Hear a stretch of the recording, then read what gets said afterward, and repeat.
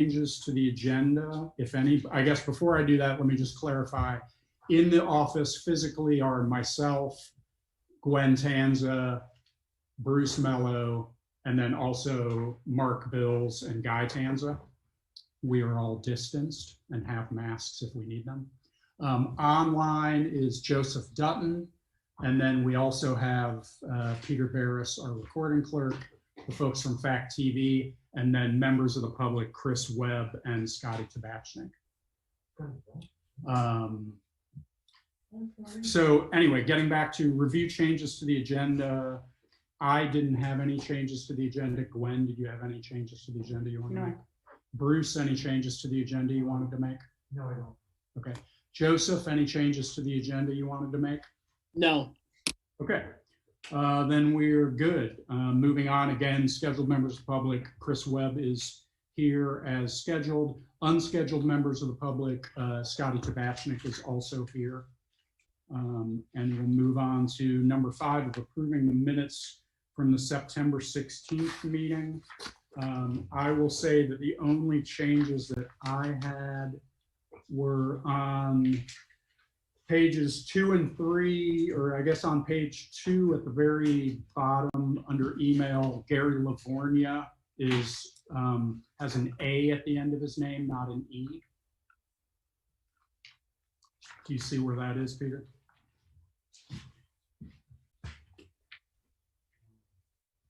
I'm going to assume Peter sees where that is. And then, oh, sorry, yes, I do. No, that's okay. And then on the at the very end under adjournment, though I kind of like the idea of going by Mr. Joe's, you're missing the N for me. Those were the only changes that I had. Gwen, did you have any further changes to the minutes? No. Bruce, any further changes to the minutes? Yeah, I think. If you look under page 2 under old business under building update, the second line doesn't make sense to me. It's a state mandated water system inspection billed at $525 regarding coliform and nitrates and related fees at $720. The whole bill was $720. I don't know what the $525 came from. Okay, so then would you want to just change that to a state mandated water system regarding coliform and nitrates billed at $720 or something like that? Coliform and nitrates, and was that inspection that they did based on what happened in Sioux Falls? Okay, okay, that's fine. But so the inspection and yeah, there you go. coliform and nitrates and related fees $720. So basically just remove the reference to $525. That works. Does that make sense, Peter? Yeah. Okay. It was inaudible. You want me to take off? Did you get my summary though? So yeah, just basically remove the 525 in that first line of building update. Got it. Joseph, any changes to the minutes for you? No. Okay. Then I'd make a motion that we approve the minutes from September 16th as amended. Is there a second? Second. Seconded by Bruce. Any further discussion? Hearing none, all those in favor of approving the minutes from September 16th as amended signify by saying aye. Aye. Aye. Any opposed? Any abstentions? I'm going to abstain. Okay, so 1 abstention. And those are approved. We have somebody else joining us. I'm just going to let them into the virtual meeting. Hey, Hey, Shelby. how's it going? We just approved the minutes. Did you Okay, have perfect. anything earth-shattering that you wanted to change about the minutes? Nothing so earth-shattering we can't move on, I don't think. Okay, all right. All right, moving on to new business. And the first thing up is the statement condemning hate speech. So just to kick us off, I'd like to make a motion just so we can discuss this with some clarity. I'd like to make a motion that we adopt the following statement. The town of Brookline condemns hate speech, prejudice, and acts intended to induce fear in any person based on their identity. We are a community of diverse backgrounds and opinions, and we draw strength from it. Everyone deserves to be treated with dignity and feel safe in our beautiful town. Is there a second to that motion? Second that. Seconded by Bruce. Okay, now we can have some discussion. Chris Webb was the person who brought this to the board's attention and proposed the board passing this, as he mentioned in the email that was circulated to everyone. This statement, or a statement similar to it, has been adopted by some other neighboring communities. Newfane adopted this exact same statement a couple of weeks ago, following some situations that had happened on the roadway in Newfane and other places. I guess, Chris, do you want to just speak briefly to why you felt the Brookline board should adopt this kind of statement? Sure. So when I was thinking about the incidents that have happened in our local communities, there were really two reasons. One was to stand in solidarity with our local communities that have dealt with this. And two, listening to some of the testimony in the Newfane meetings, people of color in particular are not necessarily feeling safe when these racist and swastikas show up on the roads. And so I was thinking, we are pretty much a tight-knit community of neighbors, whether we're a town together or we're a group of towns together. And so just standing in solidarity and saying that, yeah, we agree in Brookline that that is something that is condemnable by the Brookline board. Okay. I'd also like, Scotty, am I correct that you're attending the meeting tonight to speak about this issue as well?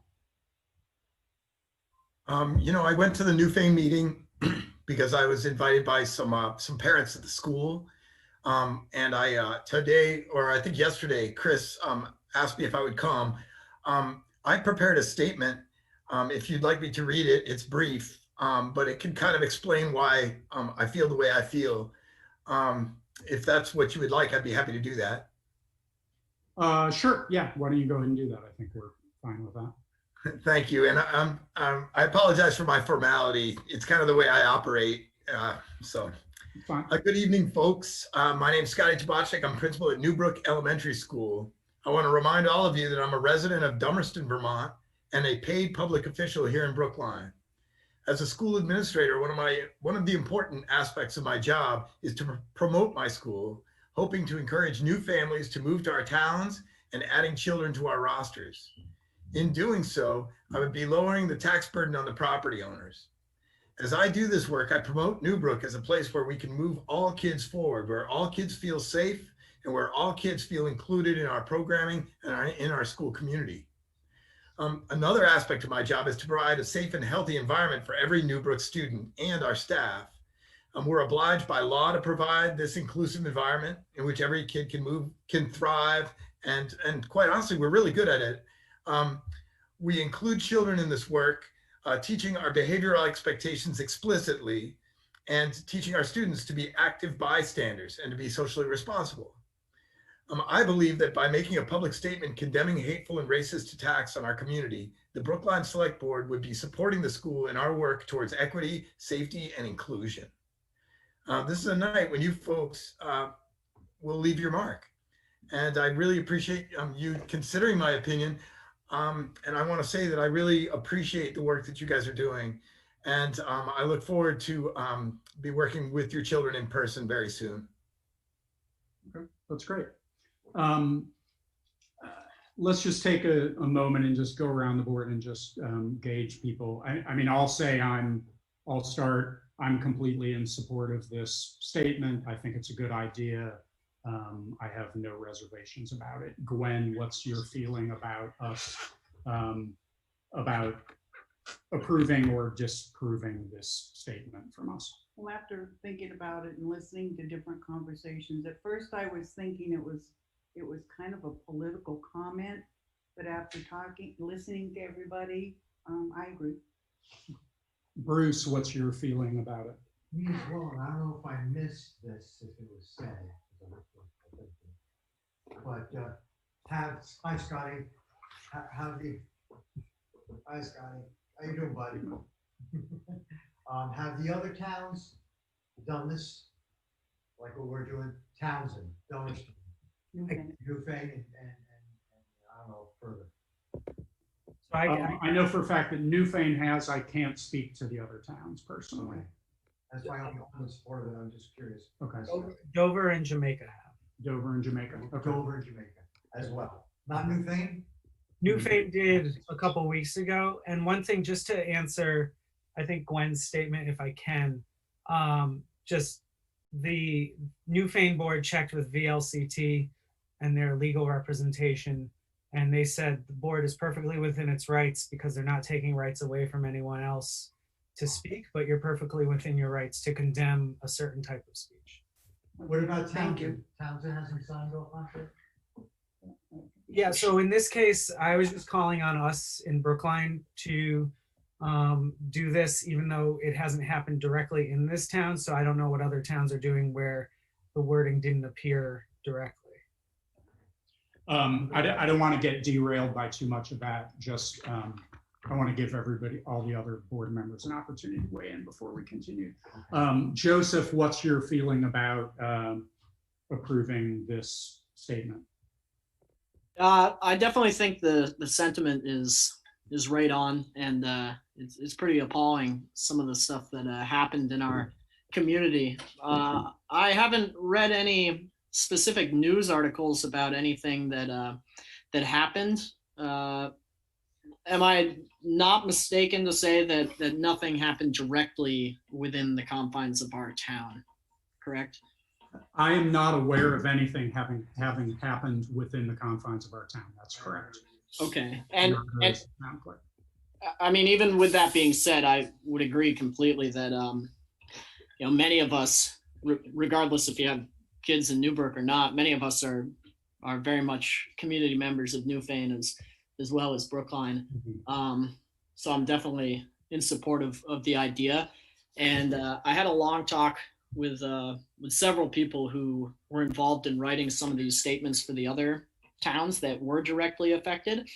And I was thinking it might be appropriate just to add a little bit of verbiage in the statement that we sign, just somehow stating that we're standing with the other towns that were directly affected.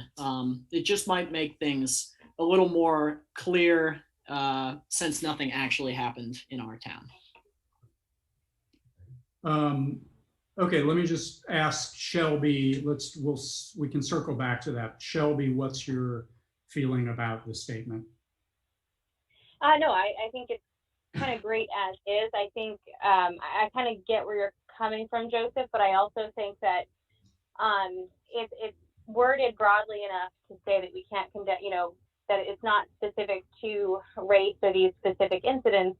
And I think that we've seen in our town that we've had issues even between neighbors who don't understand their neighbor's perspective on life or where they're coming from. And we've had incidences where maybe people haven't been, great to each other in general. So I think kind of keeping it more general and not tying it to a specific incident and just making it a principle of condemning certain behaviors and actions. I think it's great the way it is, and I'm in support of it.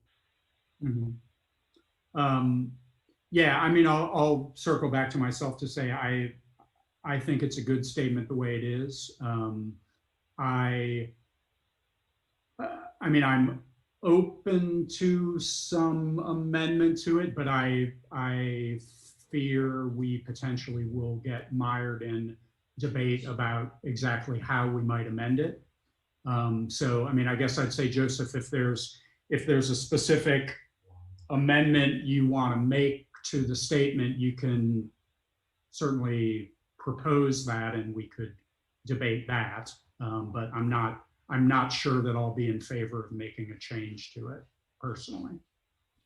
Well, actually, just looking at the statement right now. I think because I agree with Shelby that it's good to have this as a pretty general statement. So we're kind of going after really, I would almost say the ideology that led whoever kind of committed these acts to do so. We're going after that less than the specific act. But I think that maybe if we added even something as simple at the end, it says everyone deserves to be treated with dignity and feel safe in our beautiful town. And then after that, just put and our community at large. I just feel like that would kind of point to the fact that that the specific incident happened within our community, less than just our town. Okay. Do you want to formalize that with a motion that you, I mean, at the moment, what's on the table is the statement as it exists. So we would need, somebody needs to make a motion. There needs to be a second. We need to debate a change to this as it currently stands. Yeah, I'll make a motion that we take the statement as it's written and simply add another sentence at the end of it that would say, the statement would read, the last sentence would be, everyone deserves to be treated with dignity and feel safe in our beautiful town and community at large.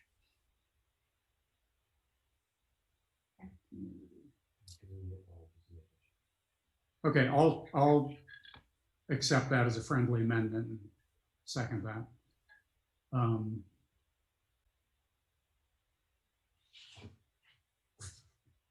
Gwen, Because just to expand on that a little bit, it wasn't, I mean, I'm sure everyone knows, but it wasn't just Newfane. It was Brattleboro, Jamaica, Londonderry, and it was some pretty targeted and disgusting action. So I think this just kind of expands it a little more to the whole community, not just our town.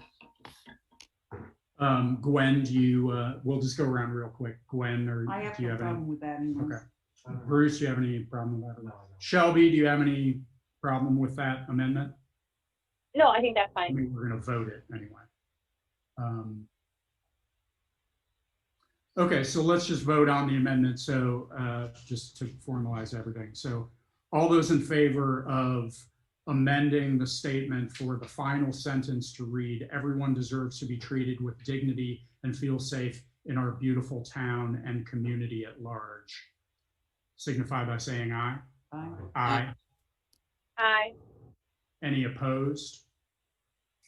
Any abstentions? Okay, so now that's the new amended statement. Before we pull that to a vote, any last thoughts from anybody on the board about Bruce, Gwen, No. Joseph? That help you? I think that's a good idea. Any other thoughts about the statement before we vote it? No, I'm all set. Okay, Shelby? Nope, I'm good. Okay. Then all those in favor of approving the statement condemning hate speech as it is now presented, signify by saying aye. Aye. Aye. Any opposed? Any abstentions? Okay, then that's approved.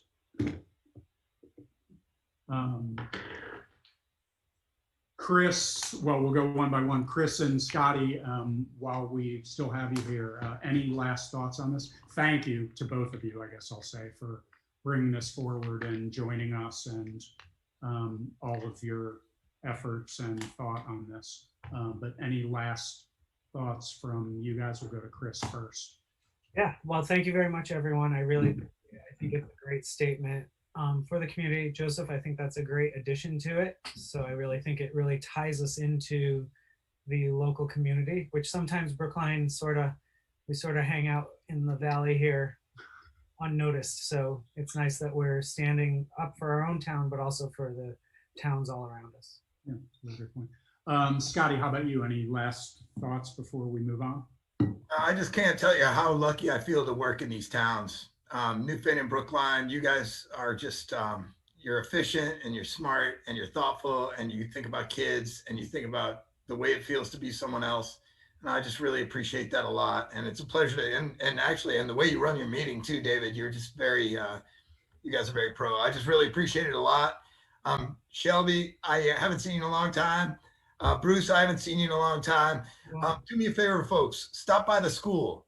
I have the ugliest green car in the valley. So if you see it out there and it's their lot, stop by the school. Let me show you around. If you haven't been in the school in a while, I'd like you to see it. And if you ever have any questions or if you need me to come address anything, I'd be happy to come. I really appreciate your support. Thanks. Yeah, we appreciate everything you do, Scotty. Thanks for coming tonight and for everything. Of course, Enjoy buddy. the tacos. I see in the chat you're going to have tacos with your family. So I am going to have some tacos. enjoy your tacos. Bye, you guys. See you, Thanks. Peter. Thanks, guys. Bye. Thanks, Bye, Chris. Chris. Bye. Thank you, Chris. Thank you. Okay. Moving right along to 6B, which is we called road safety enhancements. So I can't remember at the moment whether we really talked about this during the meeting last time or if Mark and I guess we did sort of preface it a bit. Mark's been looking into, in addition to just getting some details about road line painting for the newly paved sections of Hill Road and potentially elsewhere, depending on what we want. He's also been looking into details about the sort of speed limit painting on the road surfaces that Newfane has recently done, and probably some other communities. And then also we were talking about potentially looking into some details about portable solar radar guns, or not guns, but radar sign, flashing radar speed limit signs, like Newfane and some other towns have deployed in various places and seem to be having a lot of success with those. Sheriff's Department. Well, the sheriff's department has some mobile ones that they put out various places, but then the town of Newfane, at least, has bought a few that they have put at various places, and Mark will maybe talk about this a little more, but they can be moved from one location to another at certain points, and they attach to a sign and they flash and show people what their speed limit is, what their speed is. And so anyway, Mark, to put you somewhat on the spot, have you been able to get some more details about those options for us to talk through? Some information, but it still probably take some votes from the select board to decide if they want to pursue them. Okay, I was seeing that Newfane's our neighbor, and they're full time. They have a lot of resources, and Dave, we talked, and I reached out to the road foreman at Newfane, noticing what they're doing for safety over there and the speed limit. So basically, back in the midsummer, I noticed that the town of Newfane had hired a person who places a 6-foot decal in the roadway in the areas of speed limit signs, and you have 6-foot letters that would say 35 miles per hour. And so this guy came to Newfane, they rode around and picked out where they wanted to place their speed limit signs painted on the road. And they also do a stop bar at the stop signs, a big white block across from the center of the road to the ditch.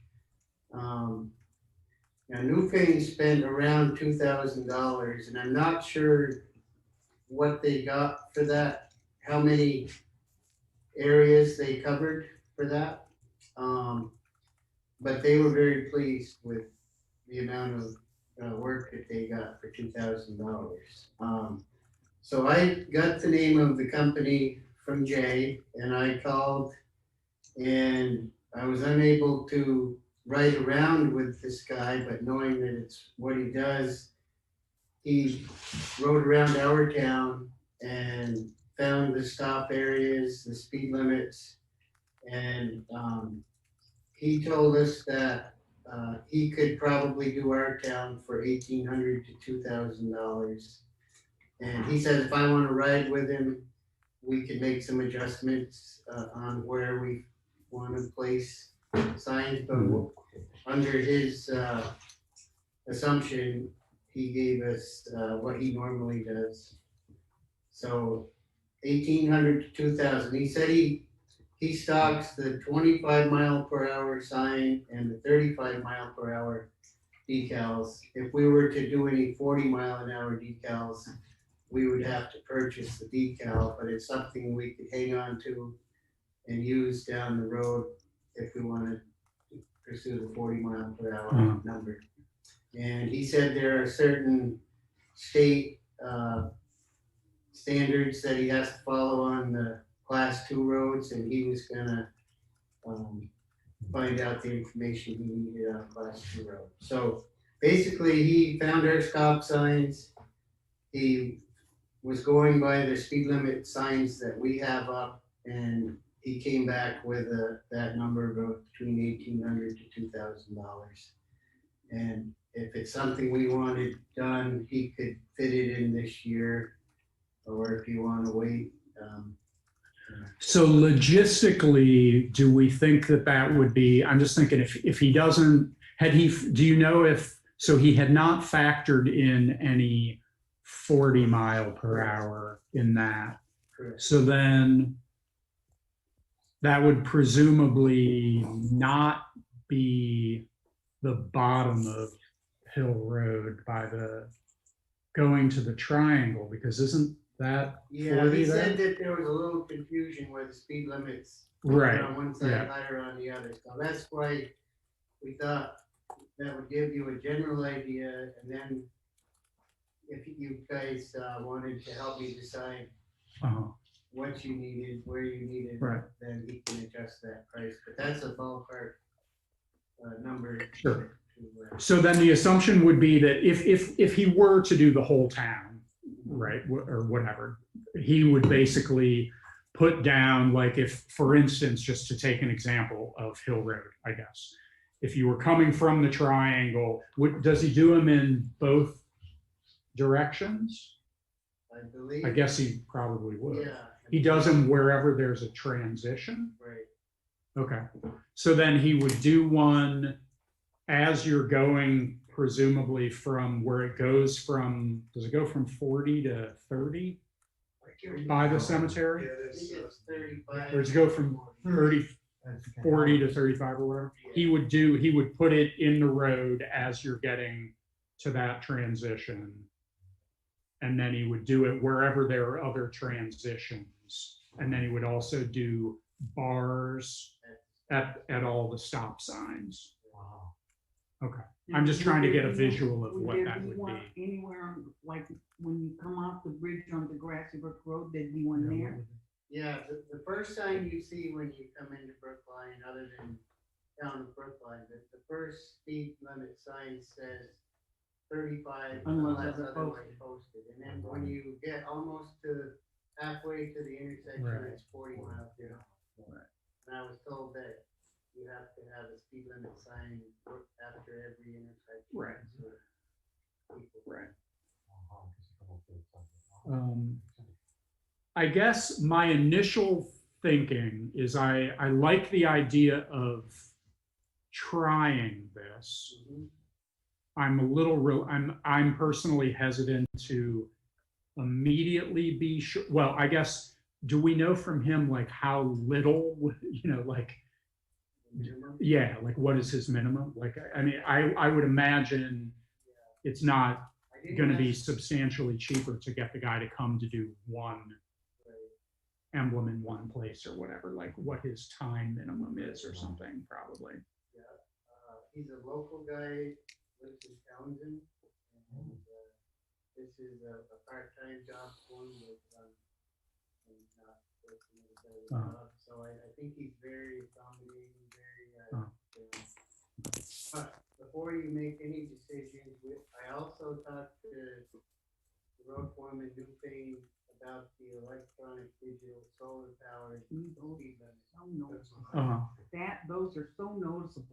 makes me slow down. Yeah, they are You noticeable. know, That's amazing. you know, I think they do Oh, well I meant to over do there in that. South Newfane, where Jay has placed this, digital speed limit sign. He thinks it does a wonder, you know, it makes traffic slow right down. Mhm.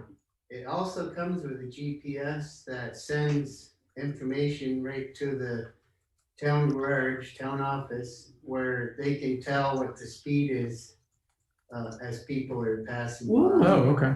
You know, That's pretty cool. It's pretty high tech. Uh-huh. It's, solar powered. It's pricey. Yeah, Mm. It comes with 2 cell batteries. I guess you can run it without the solar panel for so many hours of use and then needs to be recharged, or you can buy the solar charge panel. I called to talk to the guy, and his name is Mark Gregory, and he's an engineer on traffic sign design. He has a website, which I encourage anybody that wants to look it up. There's a lot of stuff to look at. Now, the only thing that I wrote down was Jay actually emailed me a copy of their sales receipt from Mhm. their purchase through this company. It's trafficlogics.com. And the one sign was $2,699. Then you buy the bracket, and so the total bill for their one sign was $3,147. 3,000. Is there any grant money available for that? Well, I was looking in my emails and I did see something, Wyndham Regional had a thing Yeah. about grants for signage. So I didn't get a chance to check into that, but that may be a good.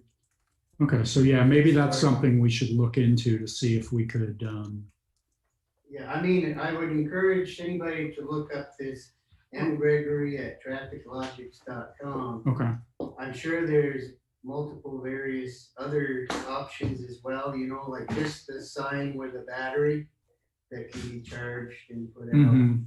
They're removable and, but like Jay said, when you're coming from a speed limit of 40 to 50 and you come through the little village, they like to keep the traffic down. Right. And he feels where they placed it definitely helps keeping the traffic at a slower mile per hour. Did he say, have they literally only bought one of those? Well, they have. I feel like I've seen multiple ones, Another but one up closer to the Dover town line. Yeah. But I don't think it's the same solar power. I Oh, believe okay. that one is just a cell, a battery that gets recharged. And- okay, And, so, yeah, again, if anybody would Okay. care to go on and help me, sure, we Look could on take a this. look at Was it that. M. Gregory at Traffic what?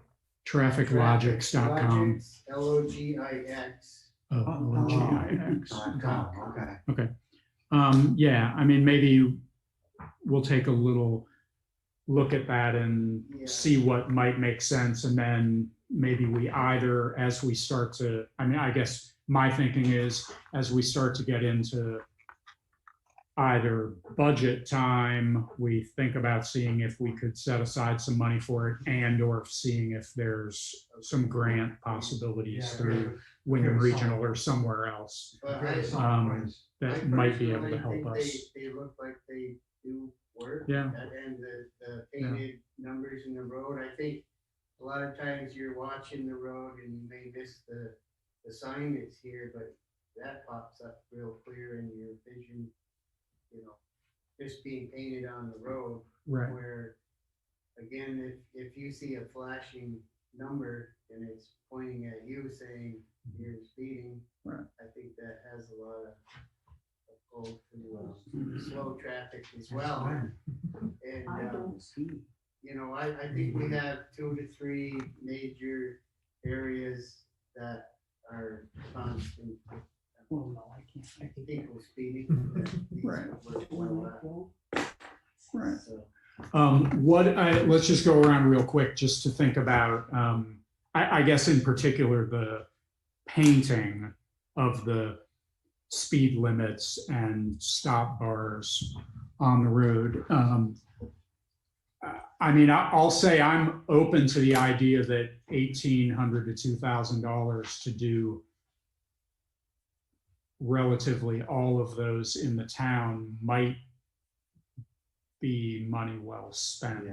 Depending on the particulars, I think I would, before we moved forward, I think I would want to know from the guy, and maybe that involves you taking a ride with him, Right. exactly where would they be and what would they say everywhere, to see if we think it all completely makes sense. But Gwen, what's your feeling My about it? sentiments, I think we need to find out how many he can do, you know, exactly the cost. You know, does he give, you know, a lower rate if we only have 2 or 3 places that we really think they're needed? Yes, I'm sure that I'm sure his number is based on the volume Yeah. needed, so I feel if we pinpoint where we want them, there may be places we don't feel we need to put them, so. Right. I mean, in a way, I mean, part of the thing is, I guess, and maybe you, In front of the school was one highlight. maybe you asked him about this already, but I guess before I forget, and sorry, and then I'll keep going around. Would he place them even in places where the speed goes from a slower speed to a higher speed? Like somewhere where the speed limit goes from 35 to 40, like let's say in the case of the school area, it goes from 40 down to 30 and then back up to 40. Would he put the 40 on the other side of it?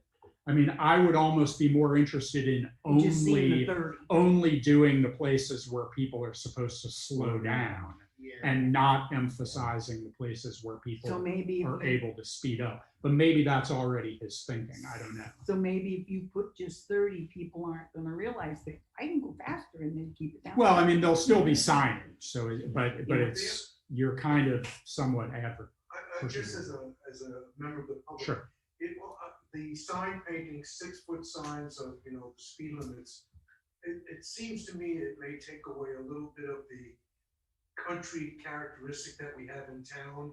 Whereas I like the solar collector signs because they're not as in your face kind of thing. I don't know, I think seeing, you know, big 6-foot 35s and 40 miles an hour might just be a little bit much for our little town. It's just a consideration because, you know, even when you saw when the guy was putting all those marks in the road, it was a distraction. It was a, you know, something that took away from what Brookline represents to me. So I just thought I'd just throw that out as another opinion. Okay. I like the stop bars. The stop bars are a definite yes, because they will, people do slide through those. So let's get, sorry, I sidetracked us. So Bruce, what's your thinking about that? We're just focusing, I think we should focus for the moment on the line painting idea, or the speed limit painting idea. I'm in favor, and I like both of your suggestions that you placed into it. Absolutely, I'm in favor of it. If we can figure out, do we have any room in the budget, in the road part of the budget to bring something like that? I would assume that it would come under contractors. Yeah, I think we can. I mean, Striping? I'm cautiously optimistic that we could find money to do this. I'm in favor. If we find what makes sense for I us. and feel whatever. that, you know, it's up to the town where they're placed. If we want to just put those in the areas that are the trouble areas, in front of the school on each side, you know, 30, and then the straightaway, you know, from the school bus station toward north, you know, put them in those areas we know people speed and, you know. So let's. Your money's worth, but So let's just keep going back to, so Joseph, sorry, just to continue, what's your thinking about this speed limit painting, that whole thing? I would personally say that I'm not quite sure that it's worth the money because I think for one, our speeding problem in Brookline is not people who are unwittingly speeding. I think it's people who are willfully speeding and doing so excessively. And so I don't see how spending $2,000 to paint stuff on the road is going to deter them one single bit. I also You don't think that there's casual speeding that happens of just people going to work, that being reminded of the speed limit might, I don't know, I'm asking, you don't think I'm sure that it happens, as it happens everywhere, but I don't think that it's I don't think that that's a really large problem in our town. I don't see the casual just kind of zoning out, listening to the radio, going to work speeding. It happens to the amount that it's a problem in our town. I think the problem is the reckless driving. And I just don't see the lines really making an impact on our speeding problem in the town. And then on top of that, two other points is these lines, this road painting goes on the transitional, places. And I don't see those as the main trouble spots in regards, especially to the reckless driving in the town necessarily. A lot of the, a lot of the places, well, for instance, what I see the most is past my house, which is 40. It's kind of around a blind turn and everything. It's 40 the whole way, and people go 80 around it. I mean, even during this meeting, someone just drove past going like 60, 70 miles an hour. And I know like up by, then once you get further up on Grassy Brook, the straightaways where it's 40, that seems to be one of the big problems in my mind. Not really the transitional, like you're coming to a stop or people blowing through stop signs. I think it's more people just going excessive in the areas where they feel that they can do so.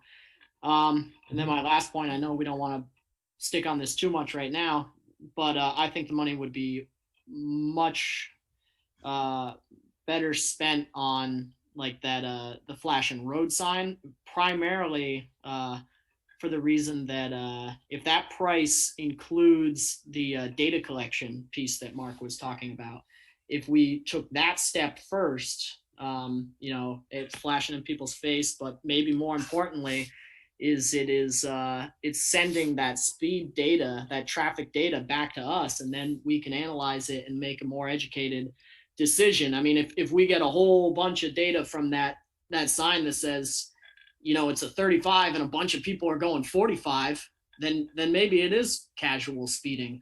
But I think that we might get a lot of data that says it's 35, people are going 37, then they slow down to 35. But then there's people who are going 65, 75. And whatever the data shows, I think that might be a more prudent step, a prudent way to spend our money to begin with, because then we can make a more educated decision after the fact.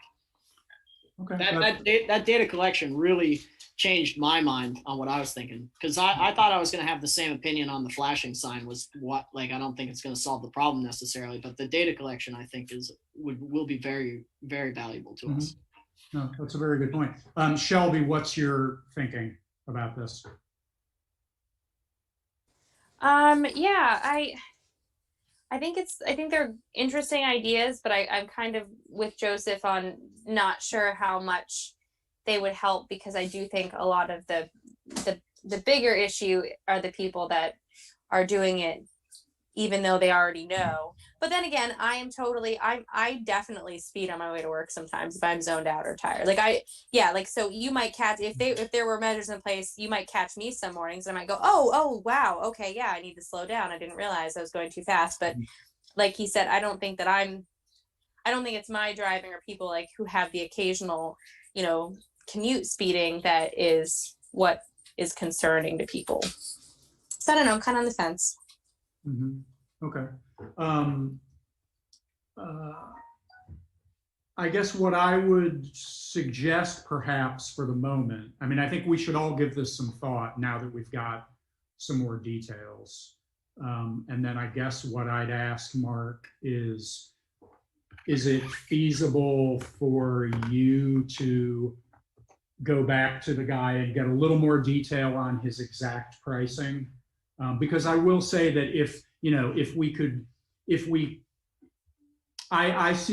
I get Joseph's point, and I think it's a good one that the money may well be better spent finding out more data first rather than deciding to do speeds in places that we don't actually have a problem. I think that makes a lot of sense. But things like the stop bars, I think, are a different scenario, and depending on what the guy's price might be for that, I still might think that was money well spent, depending on exactly what his minimum is and all that stuff.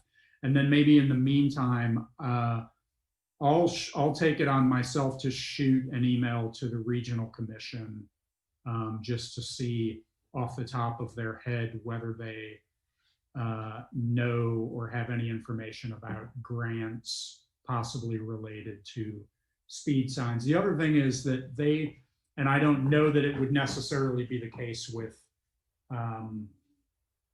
a flashing detector, but the regional commission does engage with towns to do some studies on traffic patterns and speed patterns. And in fact, they did that when we established the speed limits on Ellen Ware and the top of Putney Mountain, that they put, I don't know that they actually had flashing radar detectors at that point, but they did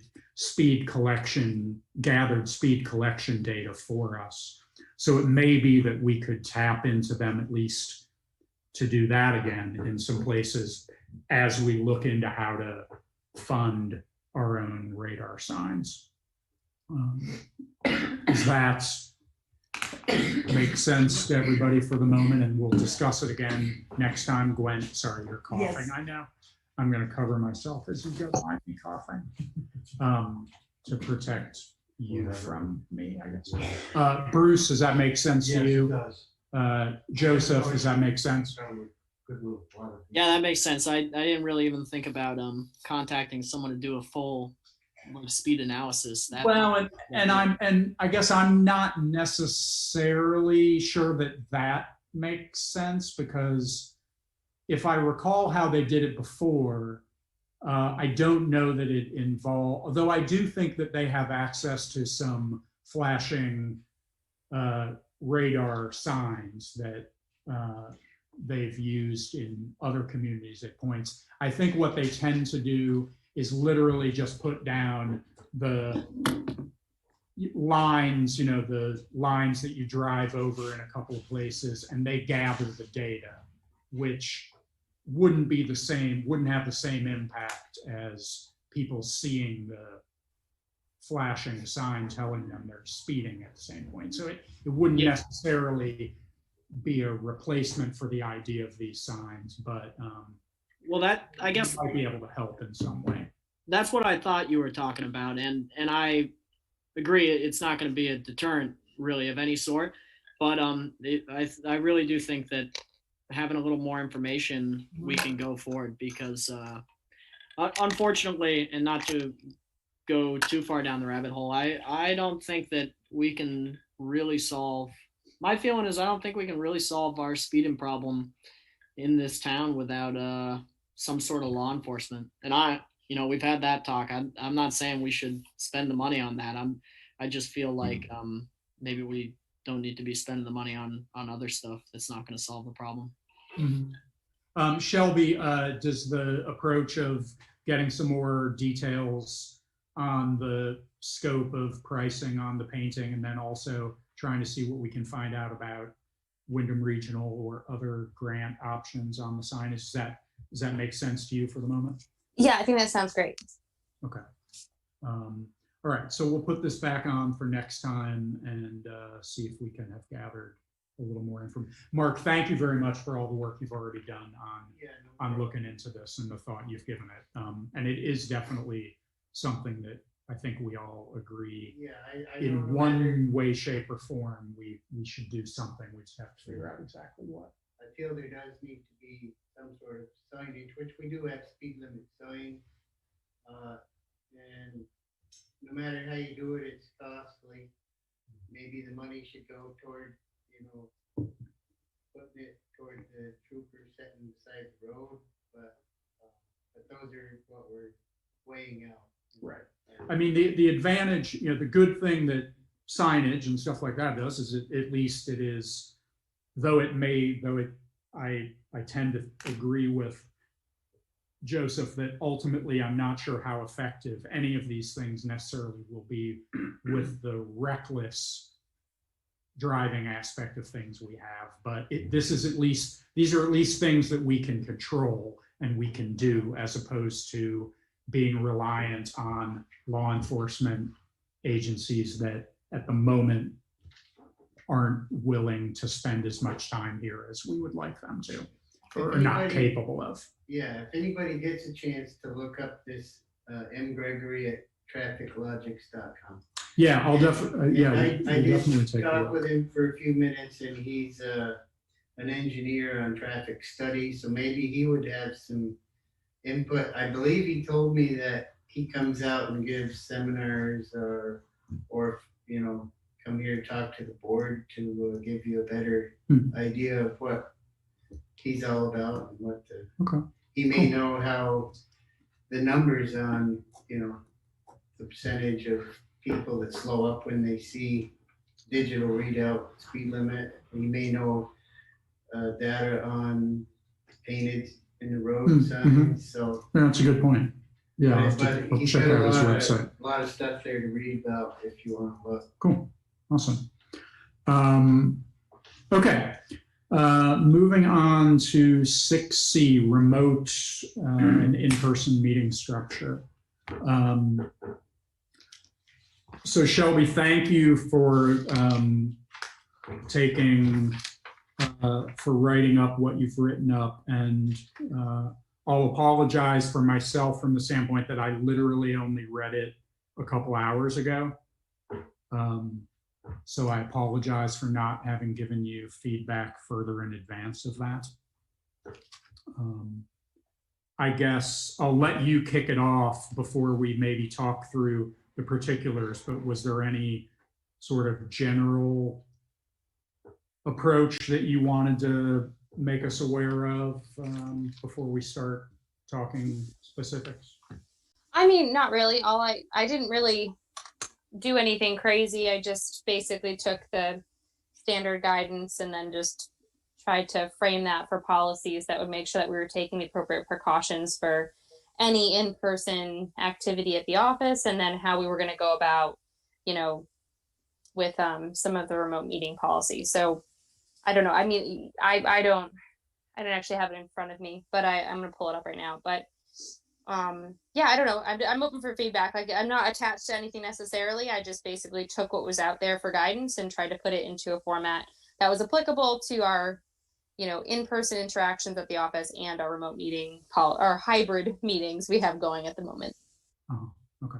I guess before we get into details, let's just go around and make sure everybody's sort of generally understanding and on board with what we're trying to do.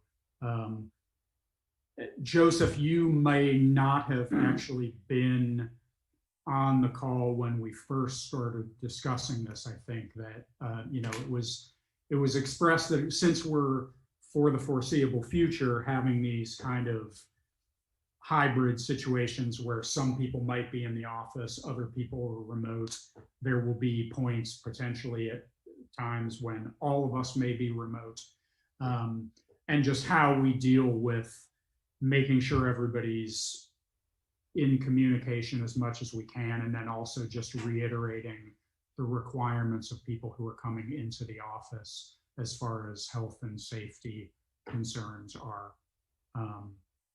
I'll say I'll kick off and just saying I like the general structure of it. I have a bunch of questions about particulars, but I don't want to get into that quite yet until we just sort of do general overview of it. Gwen, are you I in agreement with the idea of laying this out, generally speaking? Or? I thought we already had something laid out in that policy, in our office policy, for who can use the office. And the state has mandated the requirements and the restrictions for certain things. For meetings and such. For meetings, because we've got 5 people here right now, but we're 6 feet apart. Right, but is there, I guess I don't see a downside. Well, I guess, and I don't mean to speak for Shelby, I guess I'll speak for myself. You know, given that some people are going to be in the office, some people are not, I think it makes sense to have something that sort of lays out the structure in that scenario. Also, I don't see a downside to us having something written up that reiterates some of the general concerns and general procedural things about people who are coming into the office. Okay. Right. I mean, maybe we don't know about like capacity and some stuff that is brought up in this. And I'll be honest, I don't know that I've looked recently at the exact policy that we have on use of the office and whether literally all of these things are covered. As far as you're acknowledging that you don't have signs and symptoms and things like that for the sign-in sheet. I guess we can debate that when we get into specifics. Let's just keep going around though. Bruce, does this make sense to you, doing something like this? Does this tighten things up for you better? Because remember when I came in to sign the pay orders last week? Right. I want to hear what you have to say. Okay, the state has mandated that Gwen and I, as a town clerk and assistant town clerk, pass a test so that we understand what the parameters are for having meetings and having people in the town office. We are following those strict guidelines, and we have a policy where only 2 people are allowed in the office at one time, and they must sanitize their hands and so forth. Until we get a different message from the governor, those are the guidelines that we're following. That's for title searchers, lawyers, anyone who wants to come in the office. There is restricted use in the office about how many people can be in. And again, those are guidelines that are set by the state and the CDC. As far as the use of the office, there's a policy that's been in effect for 100 years that, we have. So I don't know if there's any redundancy there, but I think I'd like to go by what the state is mandating, what the towns do. And also, for the meetings that we have here, following those guidelines, and I think we do. There is only so many people that can come in at a given time, and we're being as careful as we can, but also trying to understand the needs of lawyers and people trying to refinance their homes and so on and so forth. So I think we follow the rules very carefully, and that's where we are in the town office. But so I guess to raise the question on that. So what is the policy that says only 2 people can come in at a time? That's the state. By the state, and that's what we've done now since March 23rd. Okay, but so the 5 of us that are here right now. No, they did exempt select board meetings. They're allowed to have select board meetings. Some can be via Zoom, or they can have them in person if they practice social distancing and wear face masks. Okay. All right. Joseph, let's just keep going around. Joseph, what's your thinking about whether we codify these details or have policies about this? What's your thinking about whether is it necessary or not, I guess? Yeah, I think that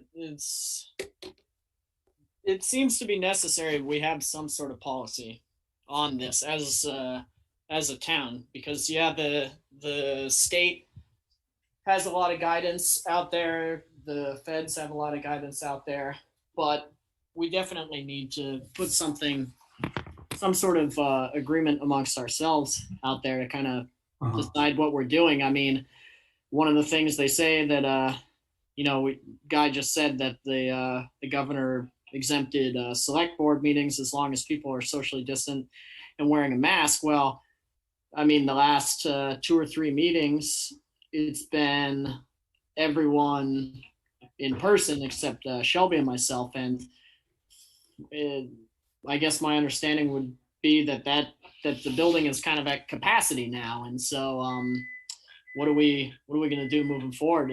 Is it for the rest of our terms? Is it going to be, as it is now, only 3 members can be there and 2 have to be remote, or can all members of the board be there? Is there enough space? Do we have to wear masks? Yeah, I mean, I think we talked about this a little bit when this first came up. I mean, Guy, correct me if I'm wrong, but I mean, we could have all 5 members of the board, as well as yourself and Mark, in this office physically and be socially distanced if we reconfigured the room. That's certainly an option. How many people did we have? I think when we did the vote? I think what we're trying to avoid, and Shelby mentions this in the policy, and I think in the draft policy, and I think that this is a good point, is that as much as possible, people should be attending remotely. Right. Number 1. Yeah. That should be the objective, is to both not discourage that, and while at the same time making it feasible to do both if we have to do both.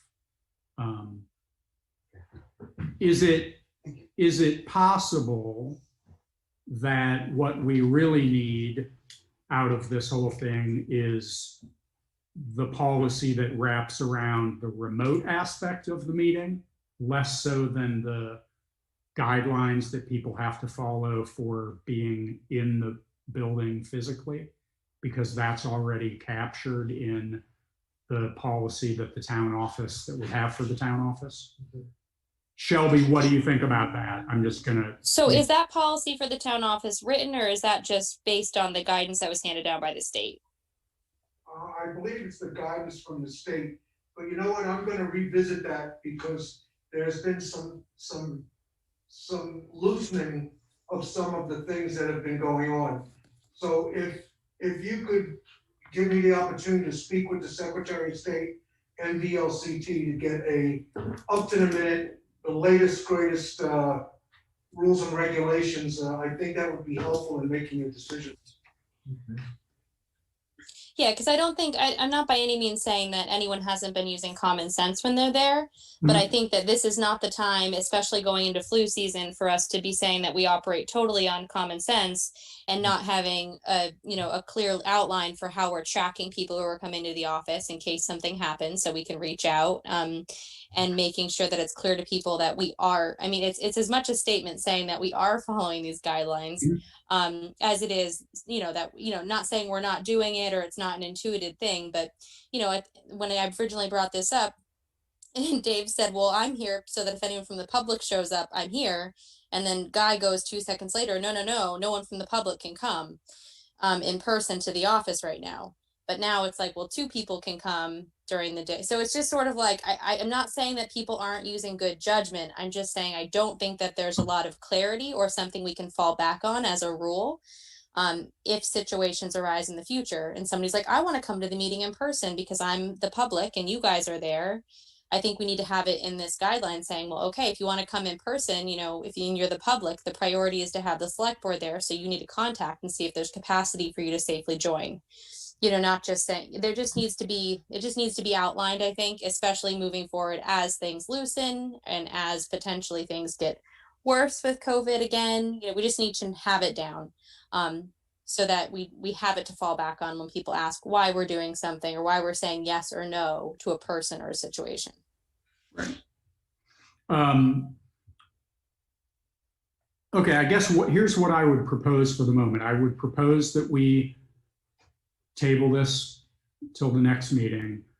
Guy, you follow up with exactly what the policy is on it and be ready to provide for people exactly what the formal policy is for anyone who's attending a meeting or doing anything in this office. Because I think it's possible that what we could end up coming out of this is really more of just the remote select board meeting policy that Shelby has outlined. The first part of it, the in-person part of it, I think possibly if it's formalized enough to satisfy everyone, that might already exist in essentially the town office use policy. But the remote aspect of it is something that I think we need to have more formalized and clear for everyone. Originally in the beginnings, the town clerks and everyone were not considered essential personnel, and they were forbidden from meetings and so forth. But again, some of these things have loosened up. The governor's loosened certain things up. So I will get the latest and greatest from the Secretary of State and the VLCT. Okay. Shelby, does that make sense to you? Yeah, that sounds good. I just wanted to start the conversation and just move us toward, having a plan for these things. So I think it's a good start to kind of clarify that and see what's already in place so we don't have to be redundant, and then go from there. Okay. All right, so we'll table further discussion of that until the October 21st meeting. All right, awesome. Thanks, Shelby, seriously, for giving this all that thought and drafting this and doing all that. We do have a contact sheet in there with everybody that walks in the office that we require them to sign now. Yeah, it's already in effect. Right.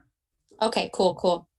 Okay, moving on to 6D, the solar generator. So I guess for Joseph's benefit, because I don't think we're on at the point that we talked about. Actually, you might have been, because we did it towards the end. Gary Livornia had suggested the possibility for the town office of looking into a Tesla battery generator through Green Mountain Power. And Guy, I think, has been trying to track down some details on that. And what have you been able to or not been able to find out at this point, Guy? I've called twice and they said that they would get back to me, but they are extremely busy. They have limited personnel. And from the infancy of it, it looks like it could require the town for a long-term commitment, but that's just speculation at this point and from what I've read. So I'm still trying, and as soon as I hear anything, I will certainly let the town know. Okay. Great. Thank you for looking into that. All right, moving along to old business, building update. Mr. Mello, what's going Before I on? get into school, I noticed online, I believe I understood it, the only thing I had was an agenda for September 29th for the church. And I went into the church to see if they'd installed the heater, and it was supposed to be done at the end of September. Nothing done. So I don't know if you know anything, Guy. In regards to why the heater wasn't installed in the church, and I'm not sure if they had to wait for the tanks to be swapped out. maybe. And I think the tanks were swapped out a couple of days ago. So maybe that was They the, broke down here. Did you see that?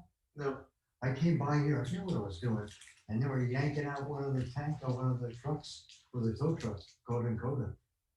When was it? I heard so much. oh, I It didn't, I was wasn't last week, towards the end of last week. But AmeriGas, again, Leanne Parker was in conversation with AmeriGas and finding out who the owner was and what the criteria was to have that tank removed. And she made arrangements for them to have it taken out. And I believe it was sometime this week, the early part of this week, that it was taken out. So that may have slowed down the installation of the heater. Do you know if the church's meeting has scheduled a meeting past last month? They had one the 29th of September. Right, I see nothing in it. Yeah, well, I asked Dan to send me the minutes, and he had sent me the minutes from the prior meeting, and I sent him an email requesting the minutes last week for this particular meeting, and I haven't heard from you. Yeah, I didn't see it either, okay. All right, I'll move on. Okay, the bulb issue at Susie's, I'm still in the process of getting straightened out. It got really confused because I was gonna give them LEDs, that didn't work out, so on and so forth. Bottom line is, like 3 trips to Home Depot to get this thing straightened out, but not a problem, I got it covered. I also explained to her, let me go a little step further. Then Olivia came up with, she wants us to replace the vinyl flooring in the three classrooms. And I went, what? Which is the same flooring that I replaced in the entranceway. And I reminded her that the reason why I did it for her in the entranceway was because she was in the process of failing a state inspection, and that's why I offered to do it. She got into it with me a little bit. I said, well, this is not a safety issue. This is not anything like that. Well, she went into a cleaning issue, it being clean, and we went back and forth a bit about it. And then I went into a differentiation of responsibilities as to what the town is responsible to do and what she was responsible to do as a tenant. And we got into about that a little bit too. And it got a little heated and it broke off. I was on the phone, and then she sent me an email later apologizing. She's under pressure. So it's all okay. But what I wanted to clear up with the board is the way I left it with her. And I was going to ask you all that I felt that it wasn't our responsibility. And there's about 60 or some odd tiles anyway, I saw in the basement there today, that she can use to replace. I noticed in the 3 rooms that there's only 1 tile that really needs to be replaced.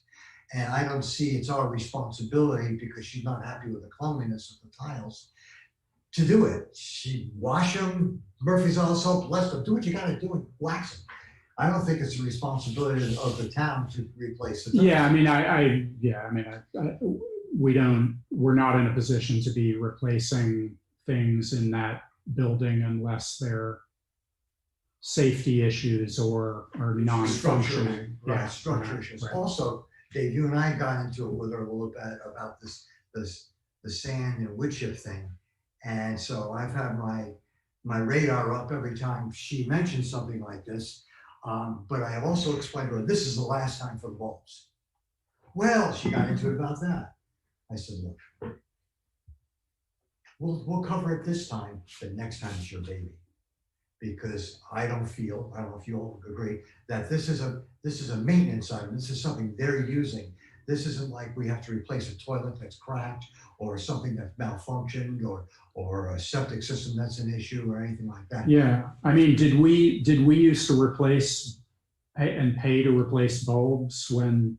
We bought some bulbs way past? back, and Randy Bills installed them, but that was what we did then.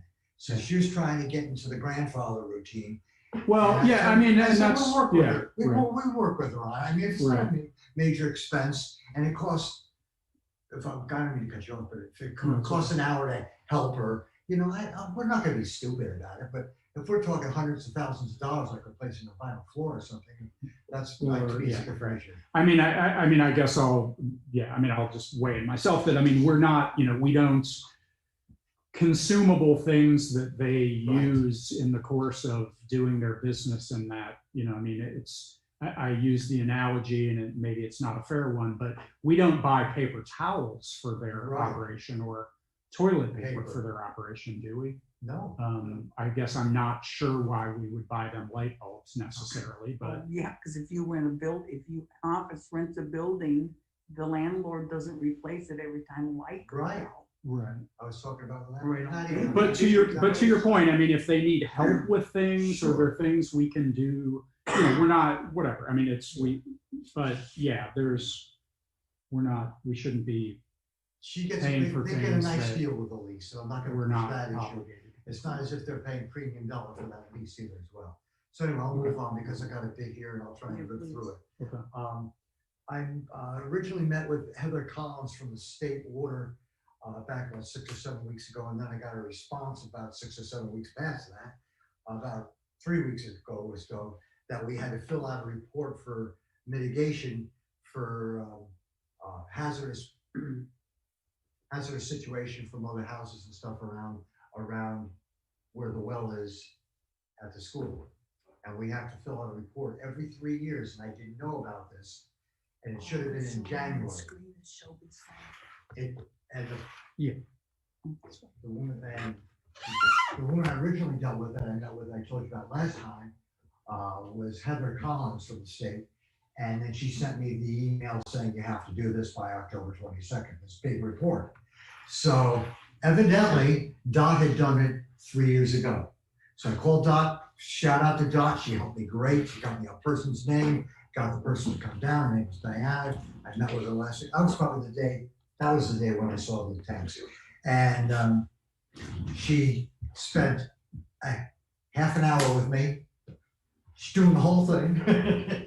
Updating it. Excellent. Any questions or changes, she's gonna email, get the questions or changes, give me the report, and off to the state. So that's out of the way. Oh, that's great. Yeah, Fantastic. I'm way too busy because I gotta touch my building with a paintbrush 3 times in the next month, so I really didn't even have time for that. But I had time to read Lancet's report that was in August of 2015 that I was witness to with Stan Noga back then, as a refresher and an update and an end result of after everything that's been done 3 or 4 years in the school. And Dave Lesko and I re-inspected the building. He's now done. We were done a week ago. And we re-inspected the building just to see if there's anything we missed. And I've noticed and we've noticed that all the rock that was mentioned about in this report, because I read it 3 times, has been mitigated and then some. Excellent.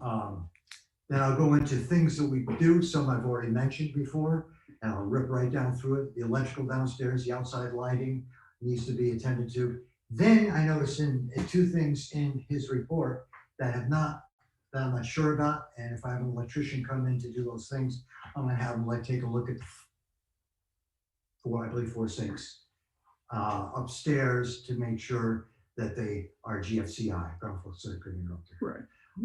I believe they are because they have that little T next to the second part of the outlet, but it's not mentioned and it's not stated. Yeah. So I think really- those got done a while ago, but maybe not. Good thing to check just for safety purposes. And I'm also gonna do a radon test in the building. That I don't believe has ever been done. Okay, 2 things that I'm looking to do that I'm gonna need some help with somewhere down the road is, one, someone to treat the decks that we rebuilt last year with CWP or something that will put a preservative on the stairs and the decking that we did last year. The second thing is, and I'm pretty much sure that we're gonna think about this in the spring, and it was an idea that Joseph came up with, which is a good idea, rather than trying to pave the parking lot, but seal it. So I've spent a little time looking at it. I looked at it before I came here tonight, and I noticed the section in front of the play area is in great shape. Very little that needs to be done. There's no cracks in that. Just a little bit, and Yep. reseal it. So I also this afternoon spent some time online to look. I've never sealed a parking lot before or a driveway. So I quickly looked through it, and it appears that the best way to do that would be in the spring, and when it's decent out, with weather's warmer out, and did you have one to cut in your thing? Norm? Golden. Norm Brooks. Always seal this driveway every spring. And that's what I'm looking for us to think about doing to that in the spring. I think it's be relatively nominal, $200, $300, $400. And I think it's in the position that we can keep a hold of that surface of that asphalt for many years to come if we start entertaining a maintenance schedule every couple of 3 years or whatever it needs to do that. Okay, that's that. Then, like I said last time, I'm gonna call Jefferson, Jefferson have the service the boilers and the filters, change if they needed, and there's some leak issues from one of the pumps, Grundfos pump that needs to be looked at. Okay, now let me see, what else I got here? Mark, you and I we're already working on the bulbs. We're gonna entertain the outside of the chimney and look and see if it needs to be swept. That was in the report. didn't even consider whether the chimney needed to be swept up or not. I was assuming because it was gas, that it probably was fine, but I don't know that. And we're in the discussion, Mark and I have to look at to see if there's a clean out, if we can do that nominally and quickly, and again, it's a safety issue. We're gonna check the depth of the septic, sewage and septic, and clean the filter, which probably needs it at this point. While we're doing that, we're gonna turn the exhaust ventilators on in the basement, which I've done a couple of times. So we have no more rot coming from the wall above the door, because no one ever did it before. So no more rotten walls. We're gonna take care of that. And the things I mentioned, other than the sealing of the pavement, I'd like to get it done by the winter, like by Thanksgiving-ish. So it's not a lot, and we'll be done. And then eventually I have a maintenance schedule posted in the basement. And when I'm done, I'm gonna give Susie an update and ask if she's has any questions about the building, and then we'll be in good shape. Lastly, the money.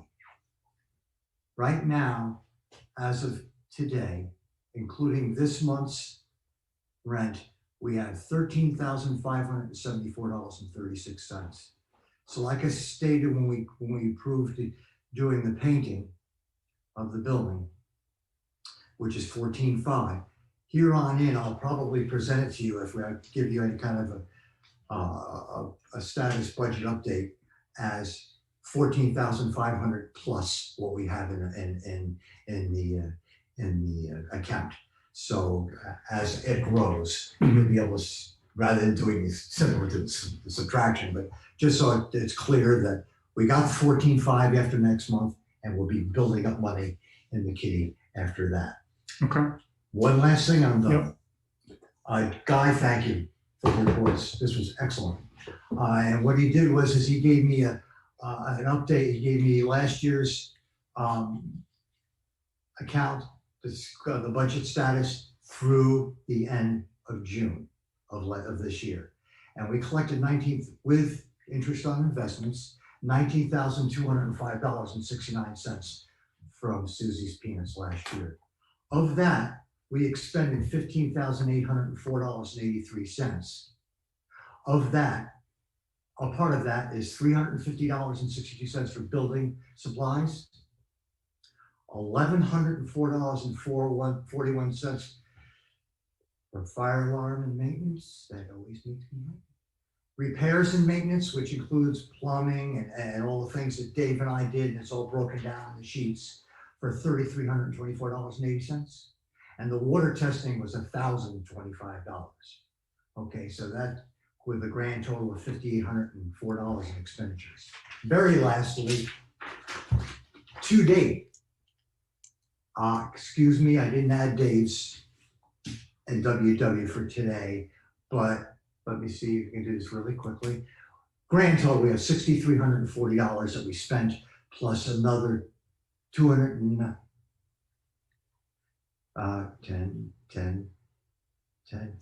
plus $300. So we spent $6,640 this year. Since July 1st. Since July This 1st. fiscal year. This fiscal year. And a part of that is Dave is about 690 plus 172, 690. So it's 870 or something like that, if I got my math right. And Scott's plumbing and heating, Scott is $150. And of course, the $5,500 for Norm Home with a grand total of what I said before, $6,340 plus the $6,640 for this year with the $5,500 that we paid. Okay. Norm. Cool. That's it. Awesome. Thank you for all of that. Just one last question. Well, if anybody had a question, I'm sorry. The filters John, you have a in the question? attic, the air exchanger up there, Uh-huh. are you changing those on a regular Uh-huh. basis? Okay, We looked at, because that was always an issue up there. yeah, good point.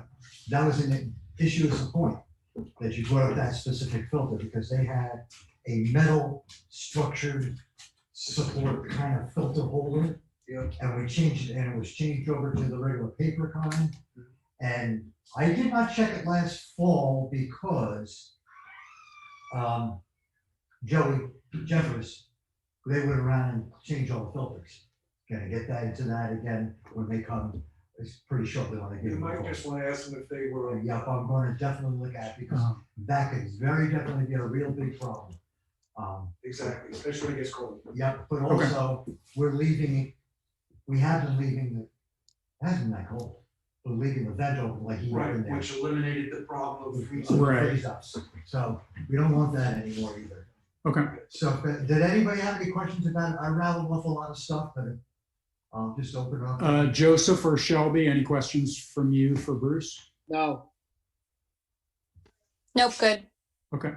All right, moving on to number 8, summary updates. Mr. Tanza, what's going on with you? Basically, we've been extremely busy with the election season. As I've sent an email out for Julie to circulate, everyone in Brookline should have received their absentee ballot. And if they have not, they need to contact the town clerk's office and we'll get you one as soon as possible. The other thing, I just want to remind you that the My Voter page, which I sent the link out so everyone can get to it really easy, is the absolute answer for all the questions that you may have. So using those 2 things, I think everyone's set. We will have, as I've said in the email, regular polling hours from 9 a.m. till 7 p.m. on November 3rd. And I'm hoping that everyone will vote. We have 430 registered voters. We sent out 430 absentee ballots. We're down to only, after all address corrections and everything else, only 12 of those 430 were undeliverable. And that's because people either moved or are in a college and didn't send the address. And we made every attempt to reach them, but we were unsuccessful. And we didn't really have to, but we tried every avenue to get the correct address. So I think the town has done very well. And in 2016, when the last general election was, we had we had 367 people vote. And I'm looking at maybe close to 400 this year. So it should be a good turnout because we mailed out the ballots. We already have 85 that have returned their ballots, and you can do it by mail. You can drop it off in the town office in the mail slot, or you can bring it with you during the regular polling hours. So other than that, we've been very busy with title searches because with the interest rates being what they are, a lot of people are doing refinancing. So that's creating a little activity. And we've been able to accommodate everyone who's asked for information. I'm doing some of this work from home, and we do set up appointments for the people who want to come into the office, but they know that because that's the state law. And other than that, everything's hunky-dory. Cool. Thanks, Guy. All right, moving on to highways and roads. Mark, I'll swivel the laptop again. What's going on with you? Okay, I guess since we've seen you last, we've gone around and put up the missing street signs and stop signs that we ordered and needed to get put back up. Looks great. I also was forwarded an email I sent out. I guess the town has received a salt bid from American Rock Salt Company, and that came in at $70 per ton delivered to us from Troy, New York. And I can't recall what last year's number was. Do you? I actually pulled all that because I was going to put it on. What I'll say is I'm putting on the agenda for the next meeting for us to actually vote to sign somebody. Last year, American Rock Salt was $75. Cargill's, which we have in the mail, also has gone down from last year. 70 something, I think. But yeah. So it sounds like salt has gone down. Well, competition's gotten keen. I've also been utilizing the millings of our pavement from the pavement job that took place on Hill Road using that for shoulder material and putting it along driveway aprons to smooth up the grade into the driveways in and out. Has that been working well? It looks good. Yeah, I think it works very well. Yeah, because you put the amount you need into certain places and pack it down. I think Great. it's going Mark? good. It's great. Do you have a lot of it? Yes. You do? Yes. You might want to mention to Howard, because that's what one of his bitches were last time before all this happened. Right. The last year he mentioned, it's breaking up. Right. So if you want to talk to him, maybe mention something to him, I don't know. I They did did an talk apron. with Howard today, and I Okay. did apply some to the area of his barn apron, which he requested. Okay. And so, You can talk and to I him. also put some to the pit entrance, which I'm gonna do a little bit more there. All right. The cemetery, all the places I saw on that side are just about done. There's a couple on this side of Hill Road that need a little attention. Uh-huh. But yeah, the stuff works great once you get it into position and drive on it. It seems to pack nicely. Great. It's a good material to have. Let me see. I've also cleaned up the area just north of Johnny Swing's shop. That was very brushy. Cleaned up a lot of debris in there. I've got it in piles at this time. I started to truck it away and ended up with a flat tire, so it got delayed. But I'll have that cleaned up this week, I believe. And then I spent a little bit of time there checking on the speed limit stuff with Bill Joyce, and I also called about line striping, and I drove the total distance of Hill Road a couple times, and I came up with 2.5 miles one way. And I believe we would consider Putney Mountain paving as well for yellow and white stripe. Is that correct? Well, I mean, I'm pretty sure the yellow is almost not visible anymore. Yeah, The white, I mean, I'm only speaking at the moment about the section near me. The white is still actually pretty vibrant, but the yellow is completely gone. But we should check the length of that to see if that's the case. But Well, maybe we could get away with just doing the yellow.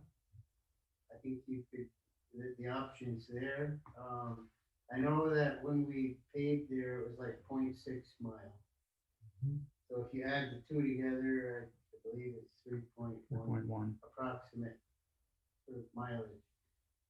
Okay, so I called the company that we used last, and I also I talked to Jay over to Newfane. That's who they use, and he gave me the number. Talked to the guy. His name is Matt King, and the company is Poirier Line Striping. They're out of Athol, Massachusetts. They also work in Maine most of the summer. It's Poirier Line Striping. P.O. what? Poir and then IER. Poirier Line Striping. And the guy's name was Matt King. And so he told me that he gets 10 cents a running foot for white lines. He said, so whatever it is in one direction, you gotta come back the other way. So figure the 10 cents both ways. Okay, so it's essentially 20 cents if you're doing both sides. Right. Yeah. And he also said for the double yellow would be 20 cents one direction, because they do that at one shot, the two yellows.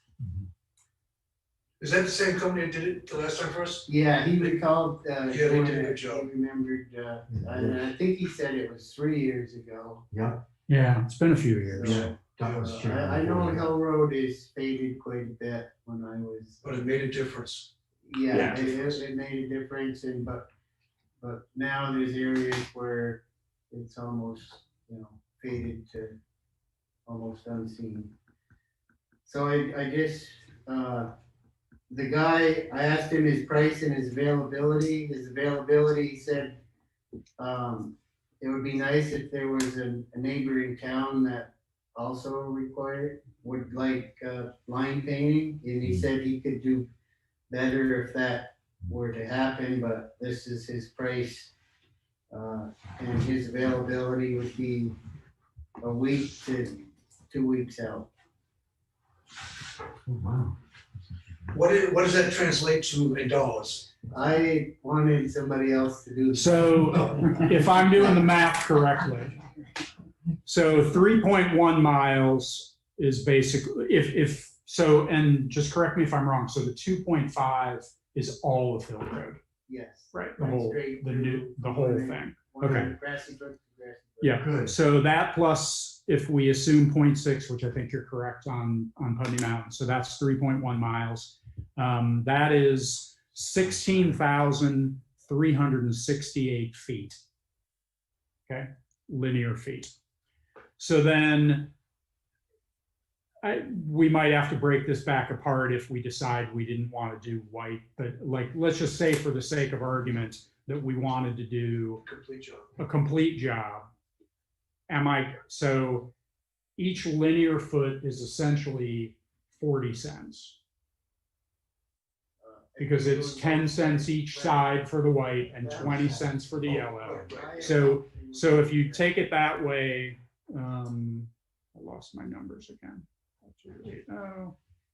So 16,368 feet times 40 cents comes out to $6,547 if we were to do the entire thing with all. Like I say, I think there's a better than decent chance that we could get away without doing the white striping on Putney Mountain anyway. What is the striping But- budget? Do you remember? Excuse me? What was the striping budget that we had? I don't know. You know, which would save us $600. Excuse me? Because I thought we had a budget line item for striping. Yeah. I don't. I don't remember whether we actually have it broken out. We have paving and lines Okay. are basically the same. So it's the same together. Yeah, so it's the same together. I mean, it all gets a little fuzzy, of course, because we've just, we don't, Yeah, we didn't. we obviously spend over the budget. I mean, we budgeted $30,000 for paving and lines.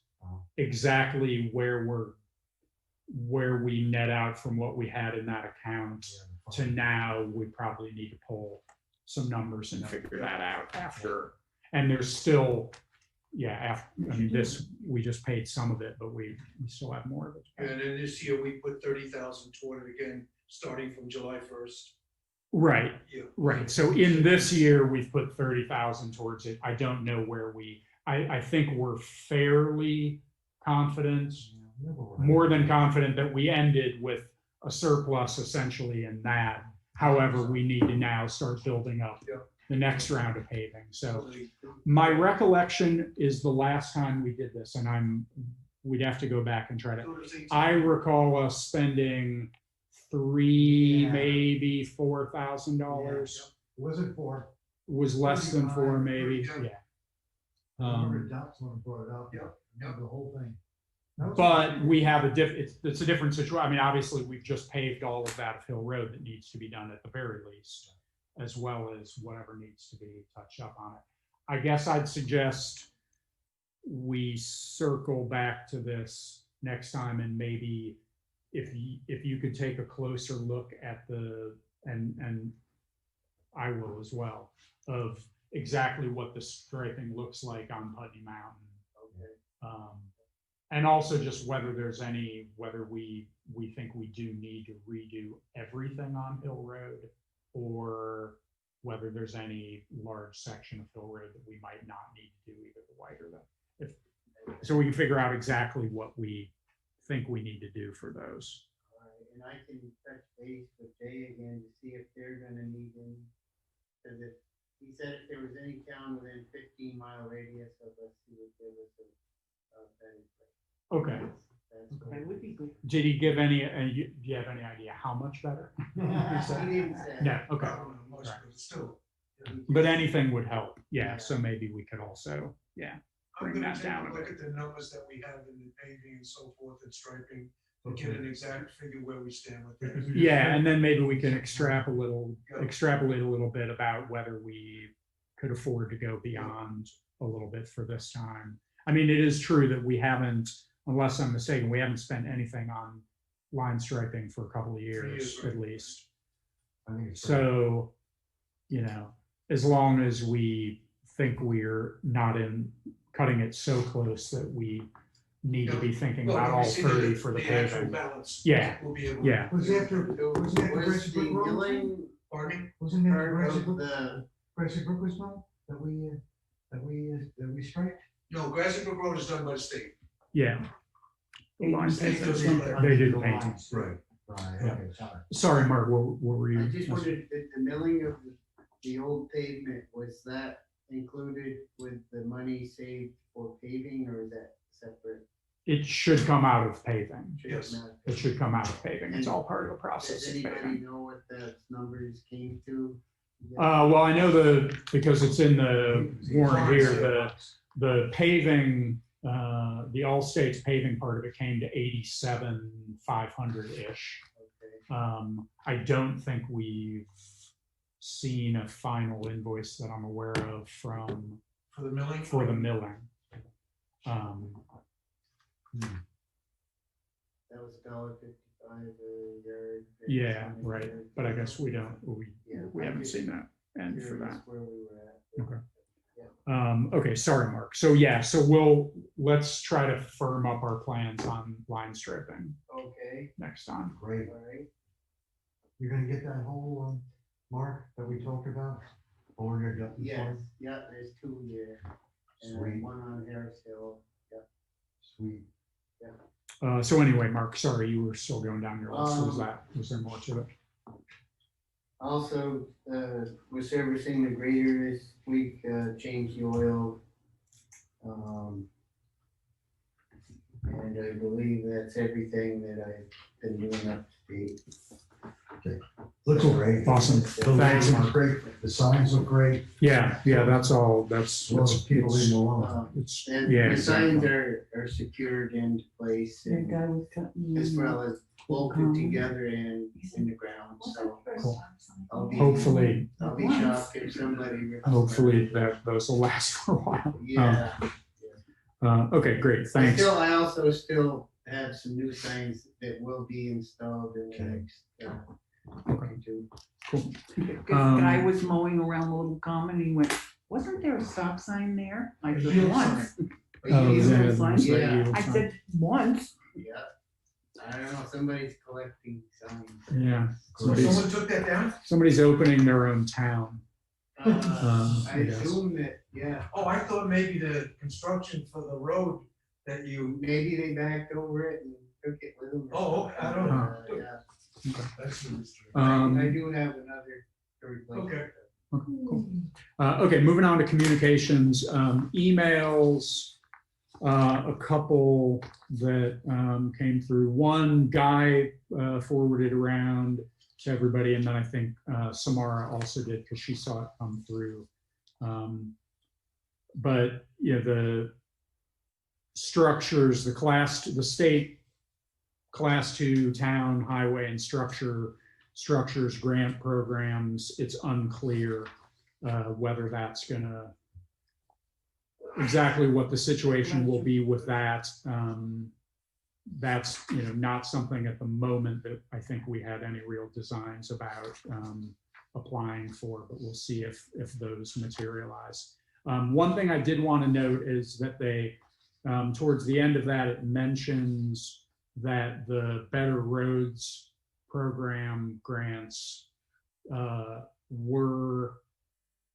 did move forward, and Mark knows this. I mentioned it, but last week I had a conversation with Alan May from VTrans that another round of funding became available for Better Roads grants, which Mark and I applied for a Better Roads grant to do a bunch of work on Parker Road, and we applied for that last December.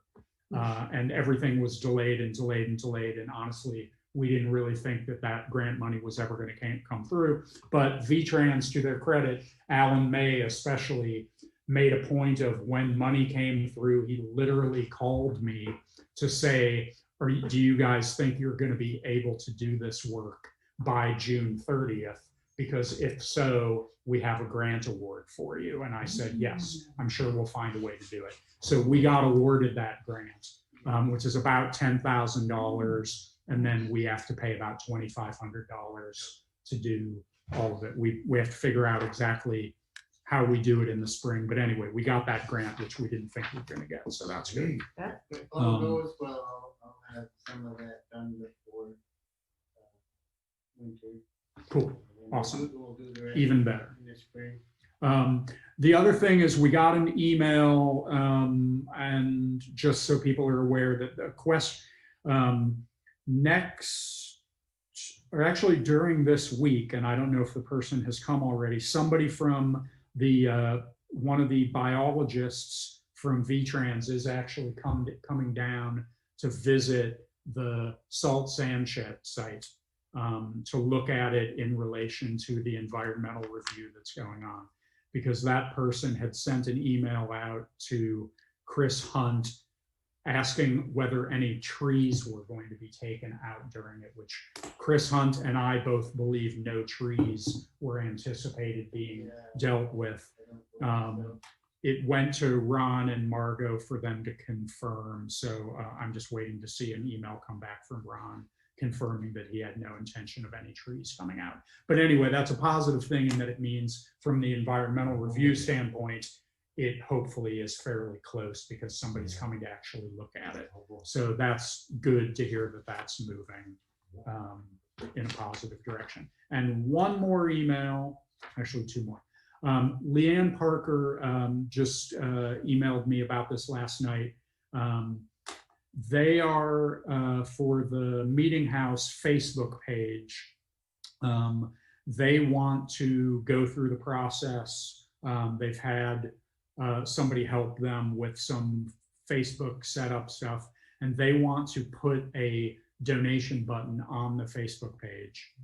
There's a process that you go through with Facebook in order to get certified and make sure that it's a legitimate nonprofit and everything. They just want to make sure that we don't have any problem with that.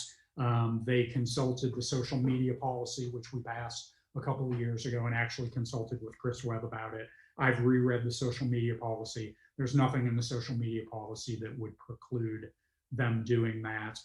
So I'll just make a quick whip around. I have no problem with them adding a donation page to the Facebook, donation link to the Facebook page to facilitate them being able to more easily get donations. I think it makes a lot of sense. Gwen, do you have any concerns about that? None. Bruce, any concerns about that?